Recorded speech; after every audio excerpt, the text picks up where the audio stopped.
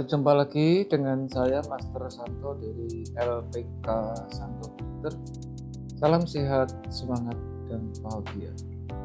Pada seri pembelajaran komputer bagi pemula bagian yang ke-47 kali ini, kita akan membahas tindakan atau solusi dari suatu persoalan atau problem sederhana yang tidak banyak diketahui oleh orang. Seperti apa? Kita ikuti simulasinya yang berikut ini.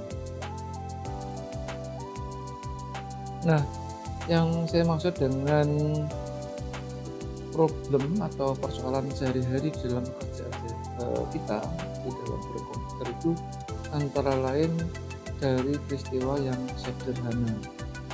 Contoh pertama, misalnya kita itu punya naskah yang sekian banyak yang sudah diketik, tiba-tiba keblok.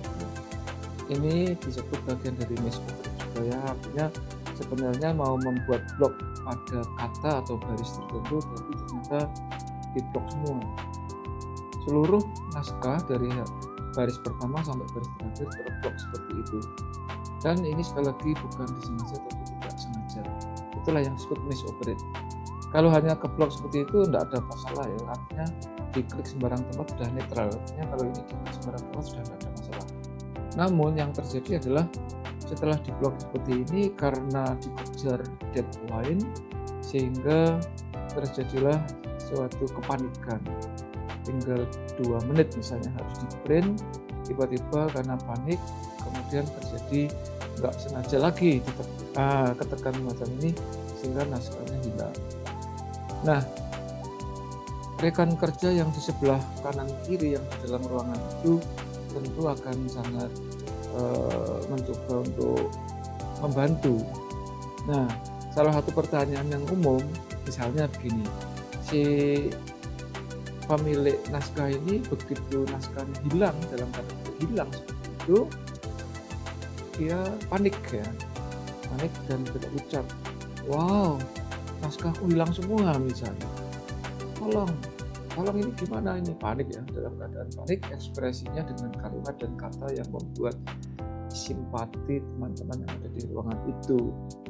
Karena ingin menunjukkan rasa simpatinya, si salah seorang teman mengatakan sebetulnya bukan memberi solusi tapi muncul pertanyaan, sudah disimpan atau belum? Nah, karena saking paniknya bukan dijawab belum atau sudah, tapi justru disimpan. Nah, dalam kondisi naskah kosong ini kalau disimpan otomatis sudah nggak bisa diselesaikan. Selesai ya udah. Artinya setelah disimpan dilanjutkan dengan close file, otomatis begitu di open file ya sudah hilang. Padahal seharusnya sangat simple, cukup dengan perintah undo ya. Di pojok kiri atas di sini ada seperti anak panah yang melengkung ke kiri, itu ada tulisannya undo typing atau undo apa gitu. Atau kalau mau menggunakan shortcut, Anda boleh menggunakan tombol CTRL dan huruf Z. Misalnya ini saya tekan CTRL Z, nah muncul kembali. Itu satu contoh yang terjadi. Contoh lain, untuk mempermudah contoh yang kedua, saya akan memberi saya penggal beberapa paragraf. Dan ya ini semacam ini ya. Ini semacam ini. Nah, ini ada 3 paragraf. Untuk membedakannya ini saya kasih warna merah, yang ini saya kasih warna hijau, dan yang satunya warna biru. Sekali lagi ini contoh saja.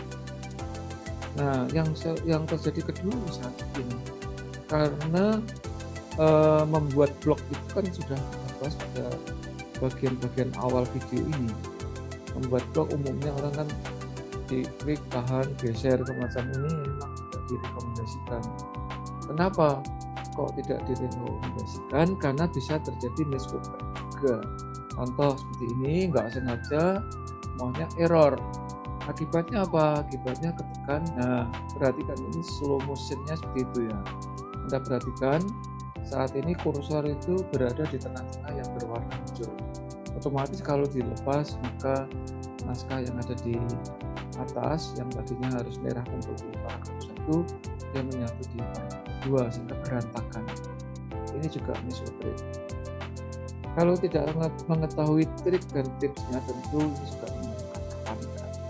Padahal solusinya tetap sama, yaitu dengan menekan undo dengan lambang dari anak panah yang melengkung di atas di pojok di atas ini, atau Anda juga boleh dengan menekan Ctrl Z seperti tadi.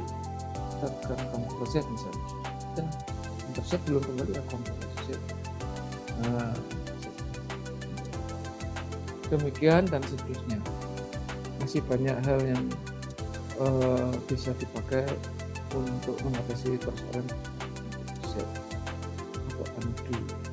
Dan Ctrl Z di Microsoft itu bisa berkali-kali. Artinya kalau ini tadi mula-mula warnanya kan hitam semua, terus berubah menjadi yang merah, hijau dan biru. Jadi Ctrl Z itu tidak serta-merta hanya untuk mengatasi masalah yang seperti saya ceritakan di depan ya, tapi juga bisa kondisi sebelum merah, hijau dan biru seperti apa, Anda juga bisa Ctrl Z. Nah seperti itu. Tadi juga pemenggalan kalimat, pemenggalan paragraf ya, misalnya di sini di paragraf, ini paragraf, di sini juga ada paragraf. Kalau ini mau dihubungkan lagi, sebetulnya ada perintah di delete aja. Namun karena tadi mula-mula di tekan Ctrl Z di enter ya, Anda boleh Ctrl Z hanya tuh ya. Kemudian yang bisa saya sampaikan, walaupun perintah simple sederhana tetapi sangat membantu dalam kondisi tertentu. Silahkan dicoba dan selamat belajar. Semoga Anda menjadi semakin kompeten dan harus kompeten, karena hanya orang-orang yang kompeten yang eksis dalam situasi kondisi tertentu. Salam saya dari sehat, semangat.